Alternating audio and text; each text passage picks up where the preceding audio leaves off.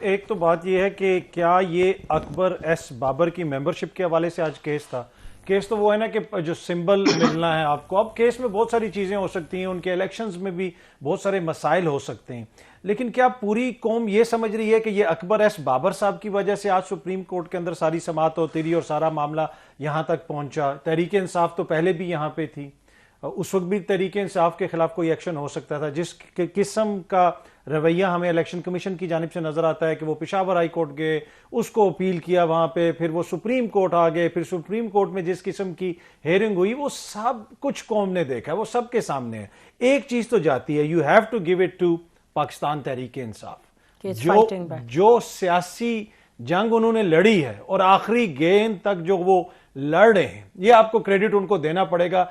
ہم نے اپنی زندگیوں میں کسی بھی سیاسی جماعت کو ایسے سیاست کرتے ہوئے نہیں دیکھا۔ نیازی صاحب نے ہو سکتا ہے دیکھا ہو، یہ ہمارے سینئر ہیں، ہم نے اپنی زندگیوں میں کسی بھی سیاسی جماعت کو ایسے حالات کے اندر اس طرح نہیں دیکھا کہ پورے انہوں نے نظام کو وقتہ ڈالا ہوا ہے کہ کس طریقے سے روکنا ہے۔ ڈار صاحب آ رہے ہیں، نیا ٹکٹ آ گیا، پلان بی آ گیا۔ یہ تو کہا جا رہا تھا کہ 2-3 مہینے میں پارٹی تتر بتر ہو جائے گی۔ پارٹیز نے مشکل وقت دیکھا، پیپلز پارٹی نے تو بہت مشکل وقت دیکھا، لیکن آپ کس چیز پر نشاندہی کر کے کہہ رہے ہیں کہ ایسا وقت ایسے کوئی؟ دیکھیں حالیہ تاریخ آپ دیکھ لیں کہ جس میں اس وقت پاکستان تحریک انصاف کی حکومت ختم ہوئی ہے، انہوں نے پارٹیز اپنی جو ہے اس کو بھی، پارٹی بھی ان کی ادھر ہے، ممبرز بھی ان کے سب سے زیادہ ہیں، ان کے جو فائل کیے گئے ہیں کینڈیڈیٹ وہ بھی سب سے زیادہ ہیں، اور بلے کا نشان بھی ان سے واپس لینے کی باتیں۔ یہ کیوں سب کچھ ہو رہا ہے؟ اس لیے کہ نظر یہ آ رہا ہے کہ وہ ابھی بھی پیچھے ہٹنے کے لیے تیار نہیں ہے۔ تو سیاست میں آپ کو یہ ماننا پڑے گا کہ انہوں نے سیاست کی، اور پھر وہ یہ جو بلے باز کا اچانک سامنے آ گیا کہ نیا وہ سمبل لے کے سامنے آ رہے ہیں، اس سے بھی بہت سارے لوگ سرپرائز ہو گئے۔ تو یہ ساری چیزیں ہیں،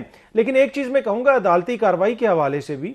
وہ بھی تھوڑی سی ایسے لگی کہ جیسے الیکشن کمیشن کے بہاف پہ جج صاحبان بہت سارے کاؤنٹر کرتے رہے، علی ظفر صاحب کو بھی کاؤنٹر کرتے رہے، بہت سارے نقطوں کے اوپر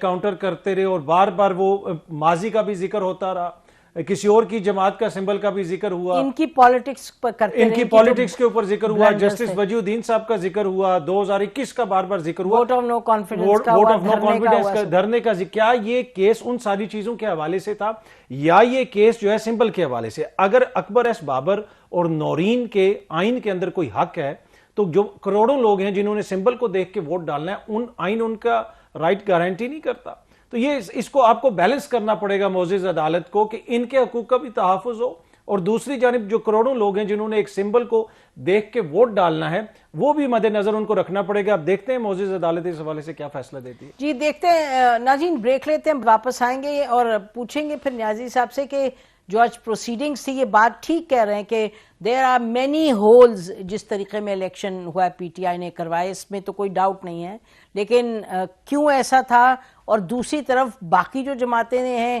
وہ کس طریقے سے الیکشن کرواتی رہی ہیں، بٹ وہ فارچونیٹلی اور انفارچونیٹلی وہ سوال نہیں تھا آج کورٹ کے سامنے، جو آنریبل کورٹ ہے اس کے سامنے تو یہی سوال تھا کہ پی ٹی آئی نے الیکشنز کیسے کروائے۔ اور ابھی آپ سن رہے ہیں جیسے اطہر کہہ رہے ہیں، اطہر کاظمی صاحب کا کہنا ہے کہ جی ایک تو وہ سوال ہے الیکشنز کا، لیکن اگر آپ اس ایک سوال پر ان کا سمبل واپس لے لیں تو آپ باقی جو